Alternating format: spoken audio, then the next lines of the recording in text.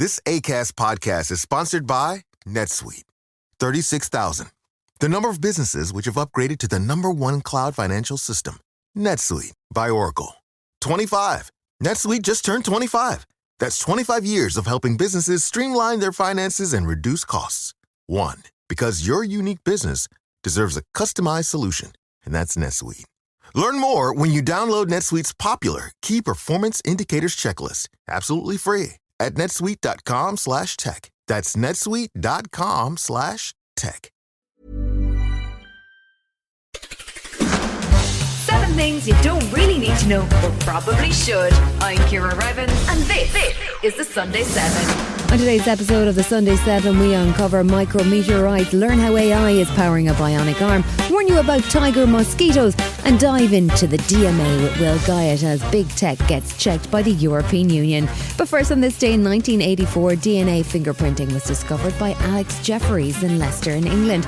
He realised while studying X-rays that each individual had a unique DNA profile which could be used to identify them. The discovery was accidental as he was trying to work out if it was possible to trace genetic markers and families for indications of hereditary illness. The first use of DNA evidence in a criminal trial was in 1986 and proved the suspect innocent. 7. Big tech has had an enormous impact on human life in the last 20 years, from the society-bending phenomenon of Facebook and social media to the vast power of Alphabet and its companies from Google to YouTube. But after a long-running battle with regulators and data protection, it seems as if big tech might finally be hauled into a more compliant state by the European Union. It's all down to the DMA. That's the Digital Markets Act, and it's the European Union's attempt to reshape business on the internet and on mobile. It's been called one of the toughest pieces of legislation ever enacted. It identifies 6 initial gatekeepers, and they are Meta, Microsoft, Alphabet, Amazon, Apple and TikTok owner ByteDance. We asked our Smart 7's tech guru Will Guyatt to give us the inside track on DMA. So Will, what's it all about? This is essentially the start of governments starting to try and get their control over tech companies. So this is the EU. They've identified these 6 gatekeepers, and you've got all of essentially the big names in tech. And they've all now essentially got 6 months to comply to a really complex set of rules from the EU, which essentially suggests that they can't stifle competition in the market. Will it really rein in big tech? I think big tech are quite cheesed off at the moment. Lots of them are even suggesting that they shouldn't even be recognised and verified as gatekeepers. The reality is, though, the mood music has been like this for a long time. Tech companies, in the minds of governments, have been getting away with lots of things for a long time. And this is this attempt to try and take control back.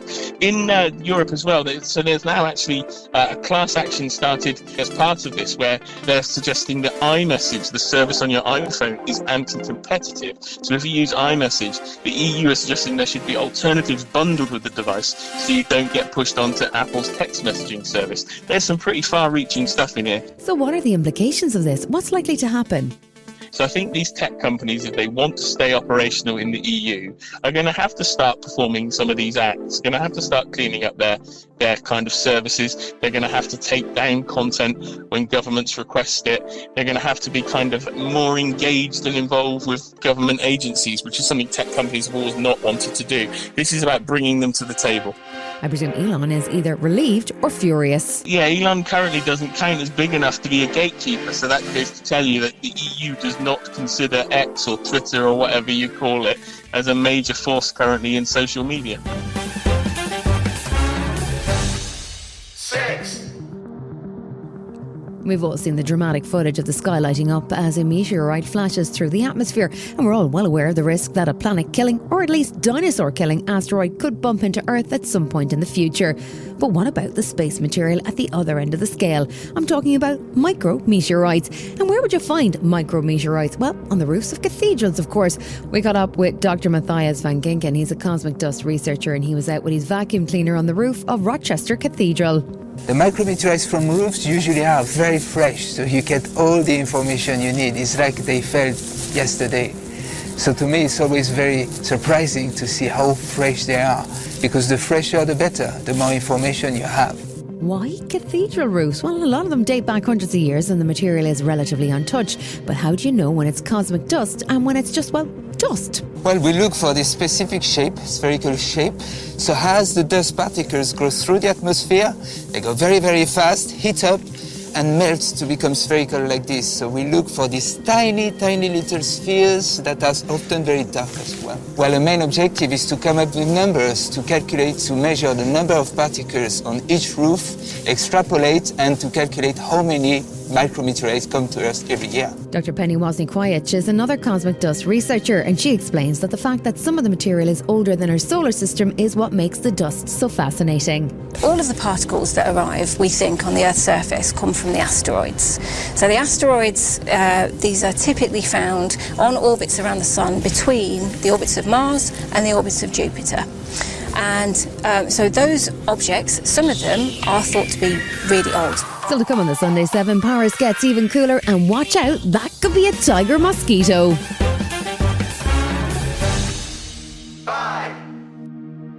Paris is gearing up for the Olympic Games next summer. They've been investing in cleaning up the River Seine in the hopes of holding events in it, but it's been a struggle. They're planning to spend over €1 billion on the cleanup, but have had to cancel a couple of triathlon events this summer as the water still isn't clean enough. But the Seine is also at the centre of a fascinating new development in an urban cooling system that can provide air conditioning, but a fraction of the carbon cost. The intention is to provide a single centralised source of cooling for Olympic venues, but also for factories, hospitals and housing, with the intention that a single collective environmentally sensitive system could replace hundreds of carbon inefficient individual units. Raphaelle Nayral is a gloriously titled Secretary of Freshness for Paris. Si on arrive à développer ce réseau de froid urbain, if we manage to develop such a network of urban cooling, instead of standalone air conditioning, we could really manage to control the level of air conditioning carbon emissions in Paris. Emissions related to producing cool in the world are going to rise anyhow, so if we choose collective solutions that are resilient and efficient, the cool balance will keep growing slightly, because demand will increase, but it will be very restrained compared to a situation where everyone has their own equipment, and it's everyone for themselves. soit de dire chacun s'équipe.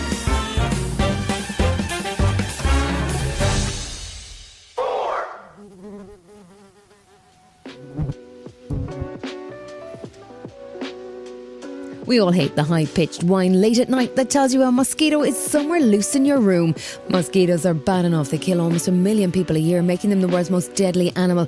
But now a new species of mosquito has been spotted in the UK, and it carries some seriously nasty diseases, including dengue fever and Zika virus. They're called tiger mosquitoes, and Jolyon Medlock, the head of medical entomology at the UK Health and Safety Authority, has been out hunting them in the Kent marshes. We've found the mosquito on 6 occasions. And they've all been in the southeast of England.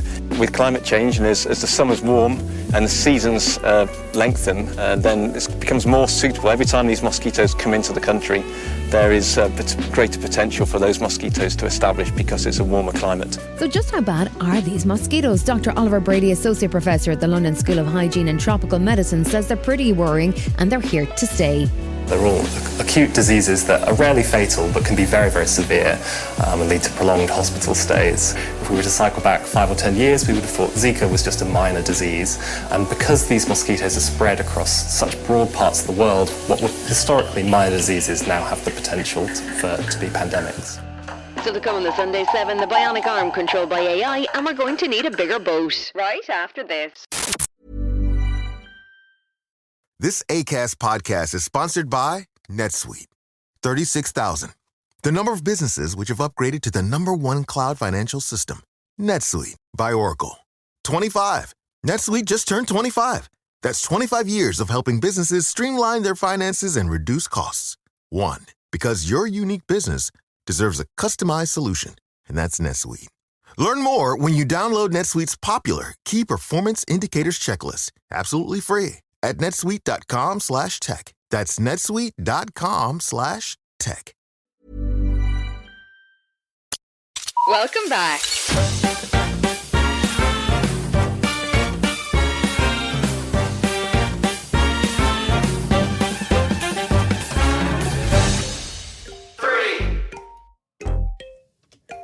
You might not be aware of this, but there's a global sand shortage. Sand is not just for your beach holidays, it's also an essential element for construction, and as the world's cities expand, it's in increasingly short supply. One solution has been to dredge marine sand, but now the United Nations Environment Programme is sounding the alarm that this method is causing serious damage to ocean ecosystems. With 6 billion tonnes of sand being dredged by specialised vessels, Pascal Peduzzi is the director of the Global Resources Information Database at the UNEP, and he says the process is basically sterilising the ocean floor. The impact on the fishes are tremendous. There are the fact that you are removing all the bottom of the sea and it's changing. There is no more life there. The life needs to come back, so you need to allow time to come back. If you don't take all the sand, if you leave like 50, 60 centimeters of sand, life can come back. But if you are taking all the sand to the bare rock, then it's a different status and the life may not recover. The UN has now created a programme called Marine Sand Watch, which uses marine tracking and AI to monitor activity. Arnaud Velpen, Sand Industry and Data Analytics Officer with the UNEP, explains the intention is to get better data on what's happening under the sea. Professor for UNEP GRID-Geneva. And going back to the platform, so the platform is first and foremost a capacity building tool to provide data and transparency to all stakeholders.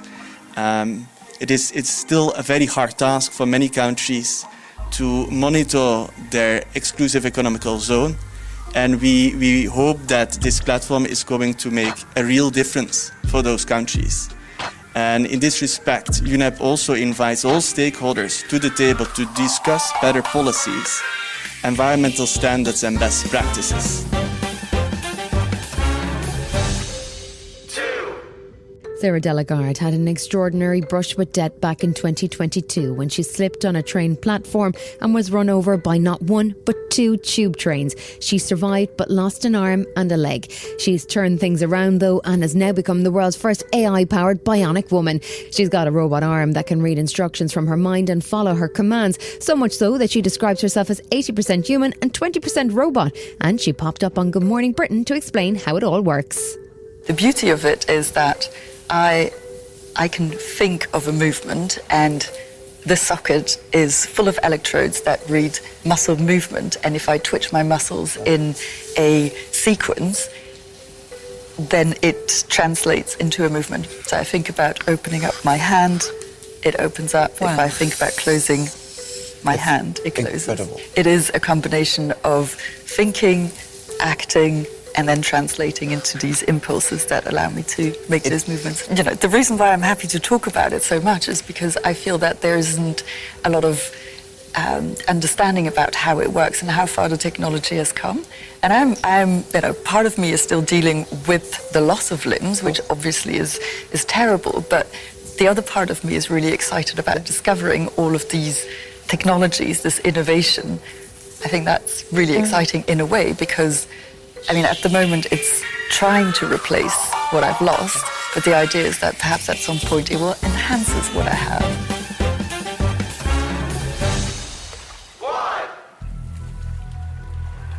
Orcas have been getting headlines worldwide for attacking boats around Spain, but this week saw another shark attack drama, this time off the coast of Australia. The culprit, though, was not orcas. Instead, this time it's so-called cookie-cutter sharks who leave incredibly precise bite marks. The cookie-cutter shark, also known as a cigar shark, is quite small, only about half a metre long, but it's famous for attacking larger prey. In this case, the bites to the inflatable hull of the catamaran could have led to disaster for the 3 men on board. Joe Zeller is from the Australian Maritime Safety Authority, and he says that it's fortunate the vessel was carrying an emergency beacon. There's many reasons that vessels are attacked by sharks. However, the motivations of these sharks is unclear. The emergency beacon absolutely saved their life. It enabled the Rescue Coordination Centre to identify their precise location and tailor the most appropriate and quickest response to rescue them. Evgeny Kovalevsky was one of the sailors rescued from the Coral Sea. He and 2 colleagues were attempting to beat a world record in their inflatable. He says it was a pretty scary event. This is a Guinness record, first time in the world, around the world trip by inflatable boat. There are many, maybe 20, maybe 30, maybe more. But some of them jump and bite above the double material. And they believe that we are not inflatable catamaran, but we are big whale, because vibrations the same, and our inflatable catamaran going around around the world. 2 hours we waited after May Day, 3 hours, and we were rescued. This has been the Sunday 7. However you're listening, do us a favour and hit the follow button. We'll be back tomorrow at 7 a.m. with the regular Smart 7 Ireland edition. Have a great rest of the weekend. Written, produced and published by Daft Doris. This Acast podcast is sponsored by NetSuite. 36,000. The number of businesses which have upgraded to the #1 cloud financial system. NetSuite by Oracle. 25. NetSuite just turned 25. That's 25 years of helping businesses streamline their finances and reduce costs. 1. Because your unique business deserves a customized solution, and that's NetSuite. Learn more when you download NetSuite's popular Key Performance Indicators checklist, absolutely free, at netsuite.com/tech. That's netsuite.com/tech.